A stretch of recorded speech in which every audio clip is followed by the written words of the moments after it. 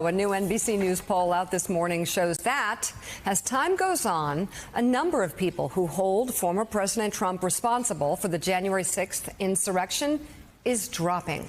45% of Americans now say Trump is solely or mainly responsible for rioters who overtook the Capitol.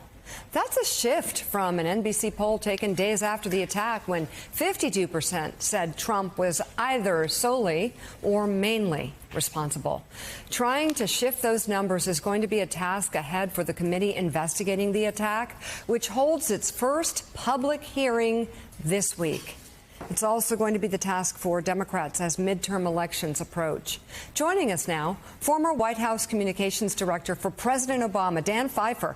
He's the author of the new book entitled Battling the Big Lie. So perfect to have you here. Congratulations on the book. Thank you. And, you know, there's a level of disinformation that has pervaded our politics. If you agree with that, then how to battle the big lie?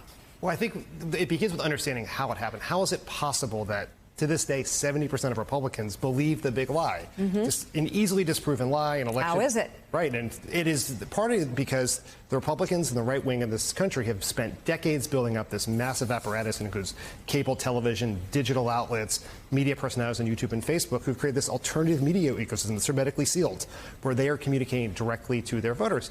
And this presents a massive challenge for Democrats. It's drowning out our message. It's dictating the four corners of the political conversation. And it's a challenge for anyone who cares about democracy, in my view. And Facebook, I would think, on social media, and you say digital outlets play a huge role in this. New networks that have popped up that are solely for the big lie and for Trump type information. Right. They are. It is. If you are someone, 70% of Americans go to Facebook. Right. 40% of Americans get their news on Facebook. That's not where you get news. But that's where people go, and what they're seeing But it's not news. It is not news, but they think it's news, and it's very hard for the average person to distinguish between opinion pieces from like a Ben Shapiro or a Dan Bongino and actual facts reported by someone like NBC News or New York Times. But it just shows up in your feed in the same way, and it is poisoning our democracy. Joe? Yeah, Dan, I think what's been so shocking to Willie and I talk about it all the time. You have this idea of people that are believing the conspiracy theories and the big lie, and the way the media usually portrays it is it's the great unwashed. Right? It's a people living out in the hinterlands that don't have a college exam.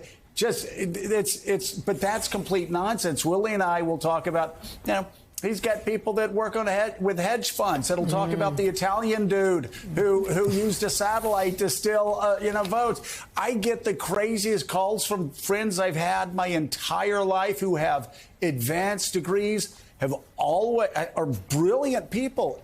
What do we make of the majority of these people who really do know it's a lie, but they choose to repeat the lie and choose to live in that alternative reality?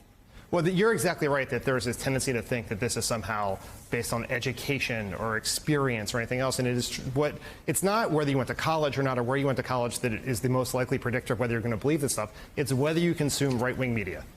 Every study shows if you consume right-wing media, you're more likely to believe conspiracy theories about vaccines, conspiracy theories about elections. That is the problem in this country, is that we have a very well-funded, very aggressive operation that is spreading these lies for profit and political gain. And it is incredibly dangerous. There are lots of people who know better, particularly a lot of Republicans on Capitol Hill, but there are also a lot who actually believe it, whose brains, I think, have been pickled by this. And that is what is so scary, is that it's not a grift. There are people who really believe it, and they're controlling the levers of power in this country. Yeah, it's pretty shocking. So I want to ask you about solutions, Dan, because, I've talked to a lot of former Republican friends of mine, and, we sound like Democrats now when we're around the table talking. What do we do about it? We always used to joke about how Democrats would go, we don't deserve good things. Not what we okay, well, then you just take it. Yes, it is. Yes, no, it is. Not. There aren't enough. No, but there is a mindset. If you're a Republican and somebody spreads lies about you, you go after them. You annihilate. You politically, you annihilate them. You don't sit around and go, oh my God, it's just not right. So you worked for a political operation. You worked for a White House that knew how to do it right. What do you tell the people that are running both sides of Pennsylvania Avenue who, when I'm alone with them, are going, well, they just lie. What can we do?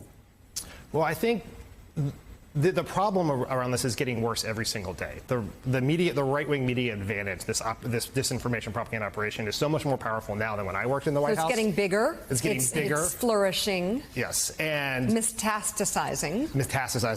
That is a perfect metaphor for what we are dealing with. And it is, I think, what we have to do is radically rethink how we communicate. Everyone has a role to play here. Democrats have to be more aggressive. We have to invest in building up our own megaphone to compete with Republicans. We need to, and we know that doesn't mean we build our own Fox News. It doesn't mean we run away from the mainstream media, but we have to invest in progressive outlets. The media, I think, a lot of people in the media have to rethink how they deal with people who lie for a living. And then the social media companies have an obligation to do more. We can't rely on them to do it on their own. And so this is where Congress and the regulators have to step in to think about how we regulate these algorithms that are pushing this disinformation for profit. Totally. So, Dan, there had been some hope that some of this misinformation would start to fade away when Donald Trump was kicked off Twitter. That does not seem to be the case. But let's pivot just slightly and fall back on your role as former communications director. This is the White House right now that is facing a cavalcade of crises, like a lot of them out of their control: global inflation, the war in Europe, baby food. You know, there are different degrees of blame to be assigned.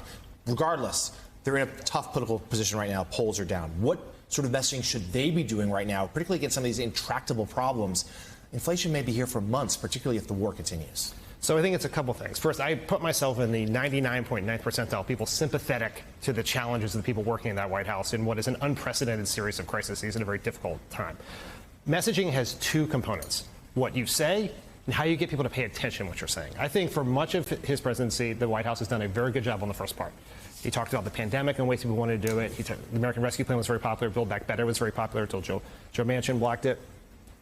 In the last few weeks, the White House has gotten much more aggressive about getting the president out there. He gave the primetime speech on guns. He's going to be on Jimmy Kimmel this week.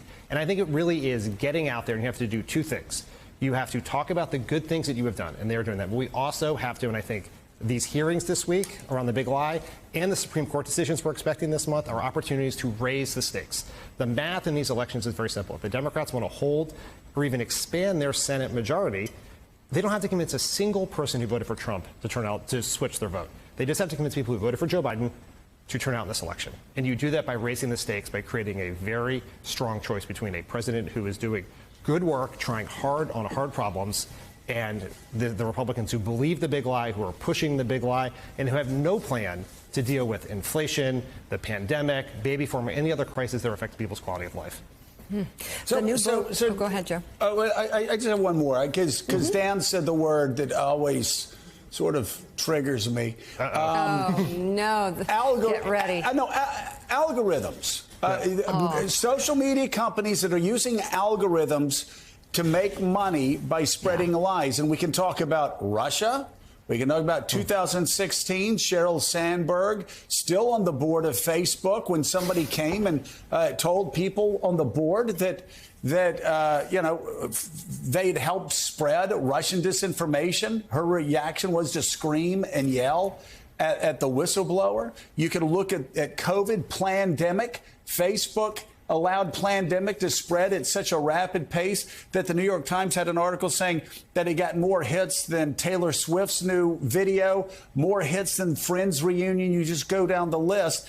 And it seems time and again, these social media companies are behaving in a way that we would never allow any other company to behave. And by that, I mean, 50% of Americans get their news from Facebook. Would we allow CBS Evening News with Walter Cronkite in the 60s, when he was so dominant in the 70s, to deliberately spread lies, channel them through Russia, or deliberately spread healthcare lies? I think the government would pull their FEC license. Why can't we pass basic regulations to make these companies be more transparent about the algorithms that spread the lies on everything from COVID to January the 6th? We absolutely should be able to pass them. We actually have to past them. I think these social media companies are in many ways the tobacco companies of this era. They're exploiting loopholes in the law to deeply damage America. This goes back to your cancer metaphor. Yes. And with little to no regulation. And so we absolutely have to do it. The reason that it is hard is it is right now not in the interest of a lot of Republicans to do it. If you go to Facebook on a daily basis, the posts with the most engagement are from Ben Shapiro, Dan Bongino, Candace Owens. It is right-wing content. It dwarfs progressive content. It dwarfs mainstream media content, which is actually should be the part that scares us the most, that Ben Shapiro's Daily Wire has more followers and engagement, many times more than the New York Times or CNN. That is a problem for democracy. So are you saying that, like, the Republican agenda is backed up by the freaks on Facebook, and so they don't want to do anything about it? Absolutely. It is. Just making sure. Yes. To be very clear, is that Facebook is the most powerful messaging platform for the extreme MAGA message that benefits the Republicans. They have very little. They like to cry about Facebook and big tech, and then they just laugh their way to the bank when Facebook pushes their message, including the big lie, all across, into people's cerebrums all across this country. So, to your point, they're great with lies, defamation, cruel things just flying around on social media, because in the end, it's social media or these tech platforms that fuel their agenda. Yeah. Okay. The new book is Battling the Big Lie, and it's a battle, apparently. Former White House Communications Director for President Obama, Dan Pfeiffer, thank you very much, and congratulations on the book. See you soon.